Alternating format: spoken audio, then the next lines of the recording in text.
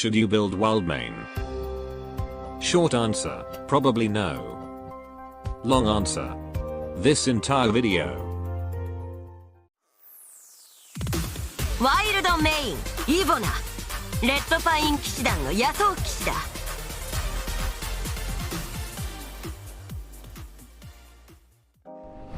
Ivona Krukowska, the Wild Main Knight, is a 5-star charger vanguard from Kazim Yesh. A tough and confident infected knight of Pinus Sylvestris. After the event in Kazim Yesh Major, she provides combat support and undergoing treatment in Rhodes Island. Wild Main is the welfare operator in Nearlter event. When compared with other charger, her kit is really unique. But can her uniqueness be relevant in the meta gameplay? We will see. As a charger vanguard, Wild Main will obtain 1 DP if she killed an enemy, and refunds the original DP cost when retreated. That's her original DP cost, so when her DP cost get more expensive from redeployment, she will only refund that 14 DP cost of her, based on her stats. As for her general stats, she got a pretty average stats for a charger vanguard. Her DP cost might be more expensive because she is a welfare unit, but you can easily decrease it by purchasing her potentials. As for her talent, after deployment, she can reduce the DP cost of all undeployed guard operators by 1. And only to it can be stacked to -5. A unique talent indeed, and really work well with her ability. Because of her trait she can be easily deployed, and then retreated without the need to worry about your DP. And thanks to her module, which we will talk very soon, she can refund the exact amount of DP you used to deploy her. Overall a nice talent to decrease guard DP cost in the beginning of a stage. Or maybe if you facing a challenge where DP generation is being restricted. And this is her potentials upgrade.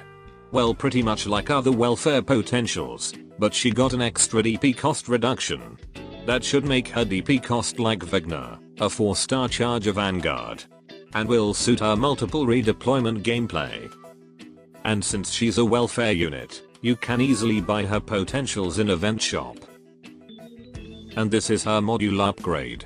Add some attack and attack speed, straight up boosting her trait by obtaining 2 DP when killed an enemy, and refund all of her DP cost when retreated.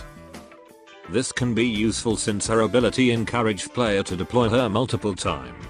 But generally even if you deploy her multiple time without her module, there won't be any big issues. Because of her low DP cost, can still refund big amount of her DP cost.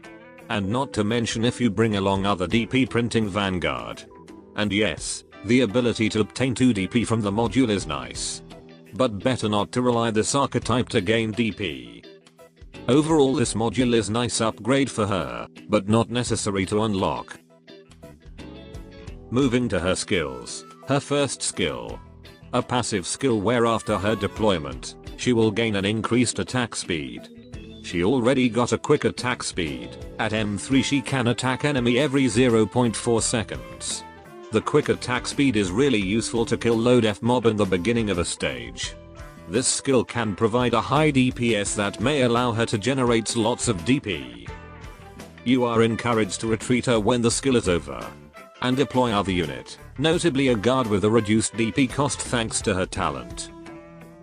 Overall a decent first skill to kill some trash mob, even though it got no attack multiplier. But the massive attack speed will provide a good DPS to kill a low def enemies. As for her second skill, expand her range by 1 dial, increase her attack, and her attack will push enemy with medium force. It gives her a decent attack to fight a more armored enemy. The push force is also good, able to keep pushing enemy like the Avengers, and keep them 2 tiles away from her. And the extended range can also be used to support other from the back. However, this skill got a poor uptime with 40 SP cost, and only 20 seconds of duration. For skill mastery, I think there's not much to gain from mastery. The skill 2 only increased its attack, which is still pretty low even at M3, and doesn't increase its push force at all. The skill 1 got a pretty nice duration and attack speed upgrade. but I don't think it compensated the material cost. As for her base skills, increase the productivity by 25% when in factory. If Justice Knight is on the power plant, increase that factory productivity by 5%. If Flametail is on the control center, increase her EXP card production by 10%, but minus 10% for precious metals. So, will Wildmane become a good operator for your team? Well, overall her kit seems to be built around to support Nearlter. If you use a lot of guards, Wildmane ability can make a difference in your team. And she can hold her own against weaker enemies just fine. You can use her skill 1 to get that high burst DPS. Or skill 2 if you can find a perfect spot to utilize her shift mechanic. But if talking about the meter, nowadays you just use a flag bearer or other DP printing vanguard. And then straight up deploy other better unit. Wildmane's kit is hardly relevant in the meta, or used in the later and harder stages. But for newbie with only few option and early stages where low def enemy is still common, she's a decent unit to be used, but I suggest you don't prioritize to eat her. Unless Polish Knight is your thing. Besides, her base skill is top tier. Well, guess that's the last of Polish Knighthood. That should be all. Peace is never an option.